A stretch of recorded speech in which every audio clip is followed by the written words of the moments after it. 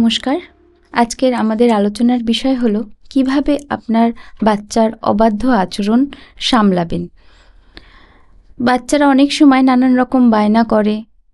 কেউ কারোর থাকে মোবাইল অ্যাডিকশন, টিভি দেখার ঝোঁক, কেউ কথা শুনতেই চায় না, প্রচণ্ড জেদ করে।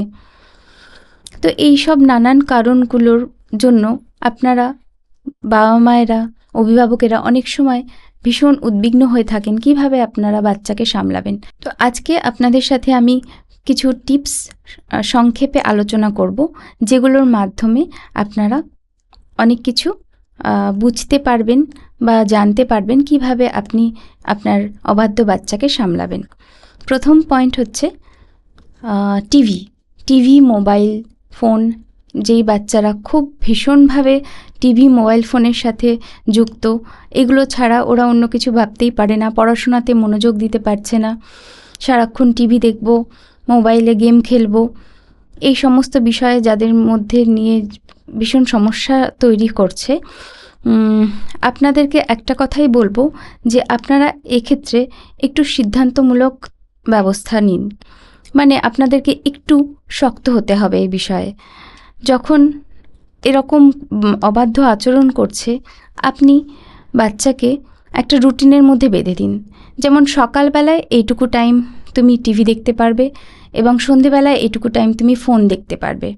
তার বাইরে তোমার যা যা আরও কাজ রয়েছে দৈনন্দিন, সেগুলো তুমি কমপ্লিট করো। তার সাথে সাথে তোমার মোবাইল টাইমটাও থাকলো এবং টিভি দেখার টাইমটাও থাকলো। এটাকে আপনি রুটিনে বেঁধে দিন। এবং তার বাইরে আপনি কিন্তু কোনোভাবেই নরম হবেন না। যে বাচ্চা জেদ করছে, বায়না করছে, সেক্ষেত্রে যদি খুবই জেদ বায়না করছে, সেক্ষেত্রে আপনি ব্যাপারটাকে ইগনোর করুন, উপেক্ষা করে যান।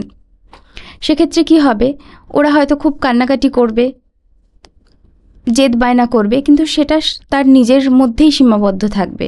যখন বুঝতে পেরে যাবে আপনি এই ব্যাপারটাকে গুরুত্ব দিচ্ছেন না, তখন ওরা নিজেই কিন্তু আবার সেই জায়গা থেকে বেরিয়ে আসবে। সেক্ষেত্রে আপনাকে একটু শক্ত সিদ্ধান্ত নিতে হবে। 2 নম্বর পয়েন্ট হচ্ছে, সবসময় নেতিবাচক শব্দ তাদের ক্ষেত্রে ব্যবহার করবেন না। নেগেটিভ ওয়ার্ড ওদের জন্য কিন্তু খুব ক্ষতিকর। যেমন ছোট্ট একটা উদাহরণ দিই। হয়তো বাচ্চা, আপনার সন্তান ঘরে খেলছিল লাইট জ্বালিয়ে, ফ্যান চালিয়ে। যখন ঘর থেকে বেরোলো, দেখলেন লাইট ফ্যানটা চলছে, সে বন্ধ করেনি। তখনই আমাদের রিয়াকশন কীরকম হয়?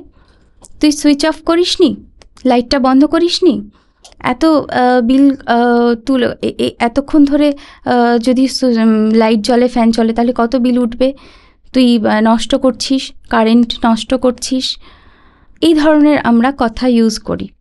সেক্ষেত্রে আমরা যদি ওদেরকে একটু ঘুরিয়ে বলি, যেমন ধরুন বললেন যে আমাদের কিন্তু সবসময় ইলেকট্রিসিটি পাওয়ার বাঁচিয়ে চলা উচিত, আমাদের সবসময় জল বাঁচানো উচিত। এই ধরনের ওয়ার্ডগুলো যদি আপনি ইতিবাচক কথাবার্তা ওদের জন্য ইউজ করেন, ওদের জন্য কিন্তু খুব ভালো হবে, সুবিধের হবে এবং ওরা বুঝবেও খুব সহজে। ওরা কিন্তু নেগেটিভিটিটাকে আর ক্যাচ করবে না। আমাদের 3rd পয়েন্ট হচ্ছে ইতিমূলক শাস্তি ব্যবস্থা। মানে আমরা অনেক সময় বাচ্চারা যখন দুষ্টুমি করে, অবাধ্য আচরণ করে, তখন আমরা নানান রকম শাস্তি দিয়ে থাকি। যেমন জোর করে ঘরে বন্ধ করে দিই, মারধর করি, খুব বকাঝকা করি। তো এগুলোতে ওদের নেগেটিভ ইম্প্যাক্ট ওদের উপর পড়ে। সেক্ষেত্রে আমরা যদি কিছু পজিটিভ পানিশমেন্টের ব্যবস্থা করি, সেক্ষেত্রে কিন্তু ওদের কিছু শিক্ষামূলক ধারণাও তৈরি হবে এবং তারা যে অবাধ্যতা করছে সেখান থেকে বেরিয়ে আসতেও পারবে। যেমন ধরুন, যখন খুব অবাধ্য আচরণ করছে, আপনি তাকে বললেন, বা খুব জোরে জোরে চিৎকার করছে, অনেক সময় বাচ্চারা খুব কান্নাকাটি করে, জেদ করে যে না, যেটা চাইছে সেটা দিতেই হবে। সেক্ষেত্রে কিন্তু তখন আমরা তাদেরকে পুরোপুরি নো বলবো। মানে এবার স্টপ বলে ওদেরকে থামাবো যে না, এটা আর এরকমভাবে তুমি যদি আচরণ করো তাহলে তোমাকে এরকম কোনো কিছু তোমার কথা শোনা যাবে না বা শোনা হবে না। সেক্ষেত্রে ওকে স্টপ বলে আপনি বলুন যে ঘরে তুমি কিছুক্ষণ গিয়ে বসে থাকো, যতক্ষণ না তুমি ভদ্র ব্যবহার করছো, ভদ্র আচরণ করছো বা বুঝিয়ে কথা বলতে পারছো, ততক্ষণ কিন্তু তোমার কোনো কথা শোনা হবে না। সেক্ষেত্রে তাকে ঘরে আপনি কিছুক্ষণে থাকার জন্য পানিশমেন্ট দিলেন, বা আপনার যদি বারান্দা থেকে থাকে বারান্দায় ওকে খানিকক্ষণ গিয়ে বসতে বললেন একা, সেখানে কেউ ওর কাছে যাবেন না বা কারোর উপস্থিতি সেখানে কিন্তু কাম্য নয়। সেক্ষেত্রে বাচ্চার বয়সটাও কিন্তু আমাদের লক্ষ্য রাখতে হবে। যেমন বাচ্চা যদি 5 বছর বয়সে হয়, তাহলে তাকে আপনি 5 মিনিট বললেন যে তুমি 5 মিনিট গিয়ে ওখানে বসে থাকো, তারপর তোমার সাথে কথা বলবো। বাচ্চা যদি 10 বছরের হয়, তাহলে আপনি 10 থেকে 15 মিনিটের সময় দিন। এভাবে বাচ্চা যদি অ্যাডোলেসেন্ট বা টিনেজ হয়, সেক্ষেত্রে আপনি তাকে আধ ঘন্টা বা 1 ঘন্টার সময় দিলেন যে তুমি 1 ঘন্টা গিয়ে তুমি ওখানে বসে থাকো, তারপরে তোমার মাথা ঠান্ডা করো এবং তারপরে আমি তোমার কথাটি শুনবো। এক্ষেত্রে দেখবেন যখন ও একা একা গিয়ে বসবে, তখন ওই যে অ্যাক্টিভিটিসগুলো ও করছিল, যে জোরে কথা বলা, চিৎকার করা, জেদ করা, সেগুলো কিন্তু ওর আস্তে আস্তে আস্তে আস্তে শান্ত হয়ে আসবে এবং ও ধীরে ধীরে বুঝতে শিখবে যে ও যেটা করছিল সেটা ঠিক করছিল না।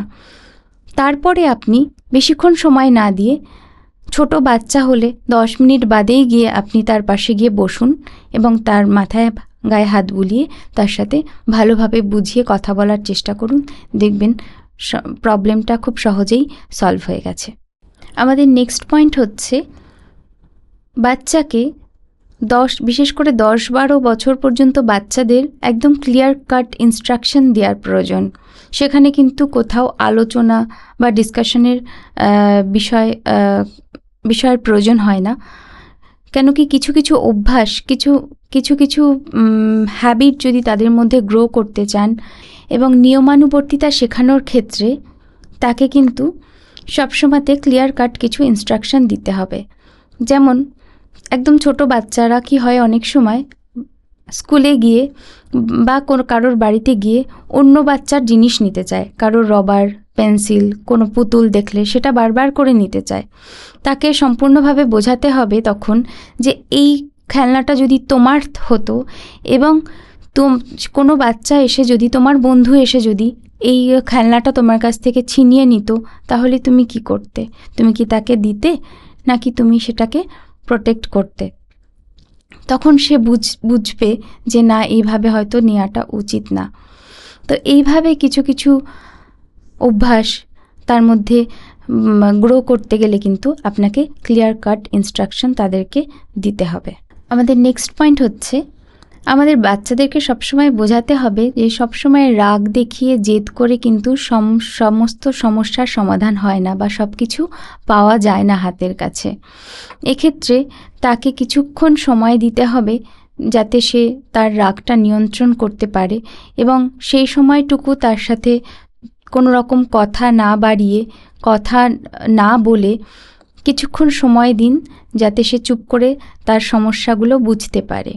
এবং কিছুক্ষণ বাদে আপনি তার সাথে গিয়ে কথা বলুন ভীষণ ইয়ার্কির ছড়েও আপনি বলতে পারেন। যখন ও রেগেছিল, যেই ধরনের কথা, যেই ধরনের ভাষা প্রয়োগ করছিল বা জেদ করে যেই কাজগুলো সে করছিল, সেগুলো কিন্তু ইয়ার্কির ছলে আপনি তাকে দেখাতে পারেন, বোঝাতে পারেন যে এগুলো সে করছিল।